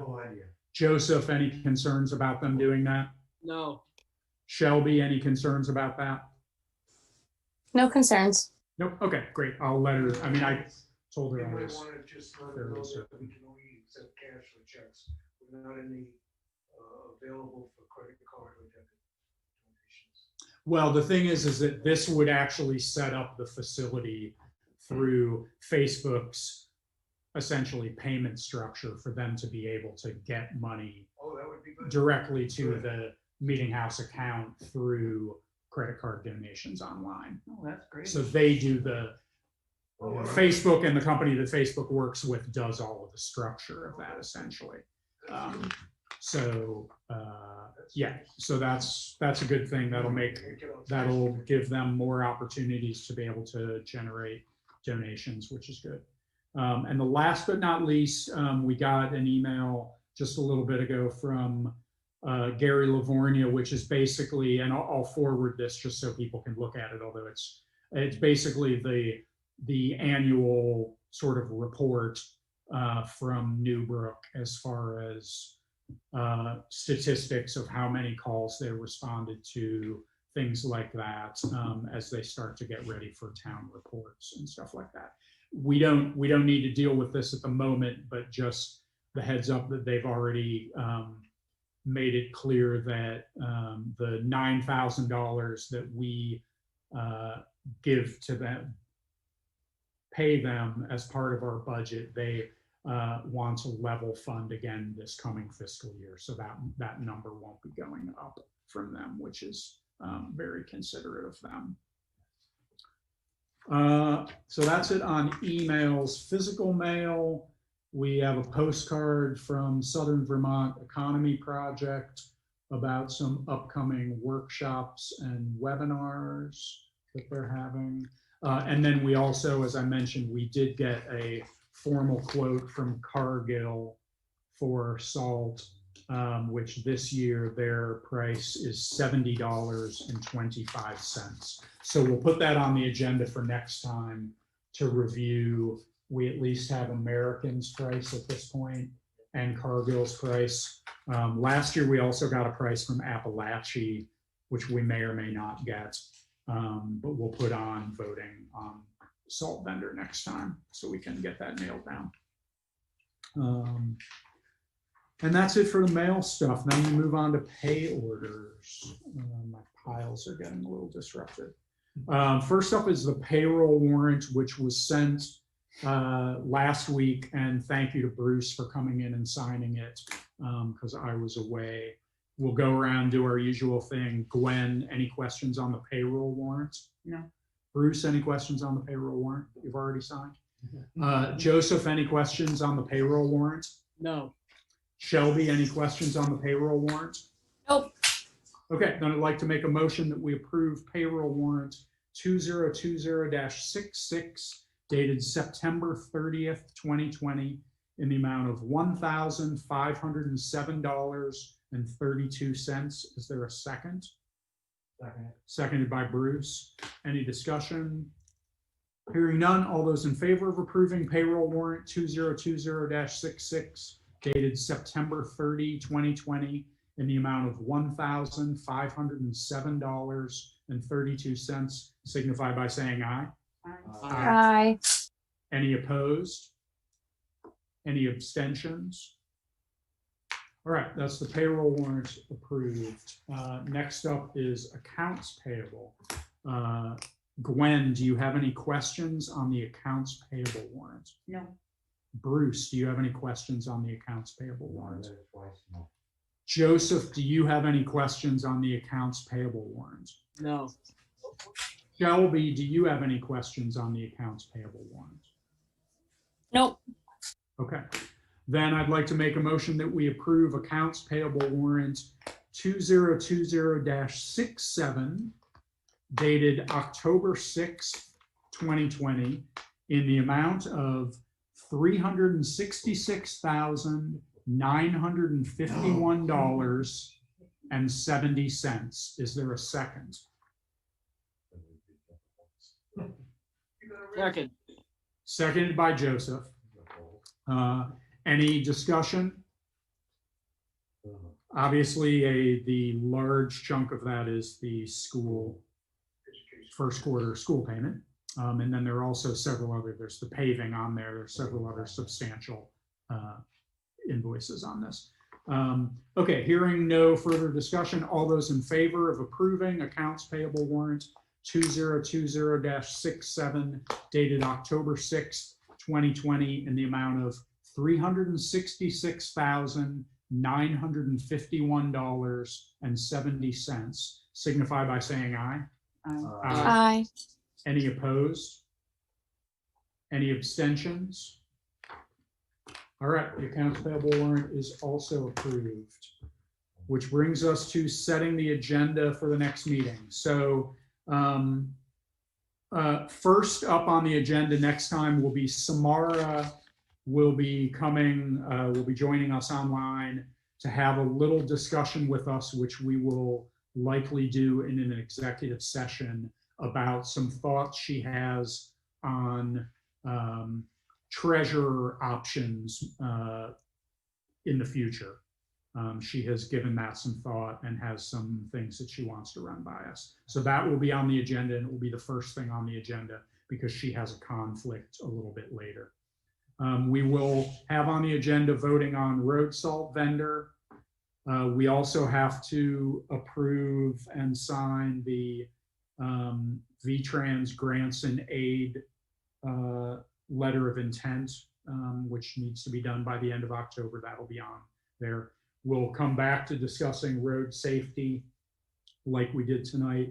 We'll also come back to discussing remote and in the remote / in-person meeting structure.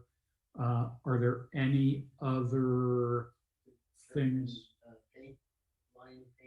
Yeah, I guess we'll do a separate thing on line striping. Yeah, we'll have a separate agenda item for that. What about the solar generator thing? If I get an answer. Yeah, we'll put solar generator on there, which we may or may not have more information on. Anything else that anyone can think of? Gwen, anything else you can think of for the agenda? When's that meeting? October 21st. No, Gwen, anything else? Bruce, anything else for the agenda other than the normal things? After the election is a rule. After the election? Yeah. I think we usually have sort of started doing it the second meeting or first or second meeting in November. Joseph, anything else for the agenda for the 21st? No. Shelby, anything else for the agenda for the 21st? What about the No, not at the moment. Yeah, the road safety. I have that on there, which I guess is what I called it. Okay. Then I would make a motion that we adjourn. Is there a second? Seconded by Gwen, although everybody was into that. Nobody wanted to second spending $366,000, but everybody wants to adjourn. Any discussion? Hearing none. All those in favor of adjourning signify by saying aye. Aye. Aye. Any opposed? Aye. Good for you, Shelby. Any opposed? All right, we are adjourned, and the time is, I'm going to call it 8:28. Hey, Mark, 1 hour and 57 minutes. I'm having a feeling that those bulbs that I got, I had a, so. Did Shelby table- sign off already? What I'm gonna do is I'm gonna. No, hang on one second. Nope, I'm still here. I gotta go over Shelby's there still. and do it. Yeah, sorry, Peter, you wanted to. I just want to let you guys know that the WCSU has had legal advice that the chat function in a meeting does not comply with the open meeting law. Okay, In general, I have had to append them to the ends of minutes, but I think it's safe to guess I will no longer do so. okay. Nothing in here of any significance. So does that mean that the discussion about Scotty having tacos with his family might not make it into the? Yeah. No, it's a very good point that, right. That's- Other than indicating either that you can't be heard or I've really found- going to be using it to sort of flag that something outside of the technical glitch. Well, the issue was that when people are having sidebar conversations in chat, it's just as if they were shouting out in the meeting, and that they really ought to be recognized under Robert's rules, if that's the rules that they use. Yeah. Also, I've found that private communications that are supposed to be private in the chat are not private if an individual saves the file. The file that's saved by Zoom for public consumption does not have anything that's marked private, which is kind of odd. Yeah, and it's an issue that I know the Zoom folks are aware of, and I think they intend to address in the release. But yeah, I mean, I guess it drives home the point that, and I'll freely admit that while we're in the course of the meeting, I generally do not look at the chat. So The only reason that chat is enabled in this structure to begin with, I'm not completely sure I can disable it. But B, it's more that if people come into the meeting and for whatever reason, they don't realize that they can't figure out how to unmute themselves, or there's some technical dilemma that somebody is having, it's an opportunity to somehow communicate to people. But yeah, I totally agree. No one should be discussing anything at all. Well, that's up to you guys. I just thought I'd convey what the lawyers had told me. No, I think that makes sense, because there is no way for us to realistically capture that in an open way. So yeah, it's best to just avoid it. Thanks for noting that, Peter. I appreciate it. Hey, thank you. I'll see you next time. All right. Thanks, Peter. See ya. Bye. Joseph, Shelby, you guys good? Yep. All right. See you guys. Thanks. Yep, bye. Stay safe. Have a good night. You too. Shelby. Oh, wait, Shelby. She left. Sorry. I'm sorry. I forgot. I was I knew just gonna you- tease her. I was just gonna say, I've always wanted to do that. You finally got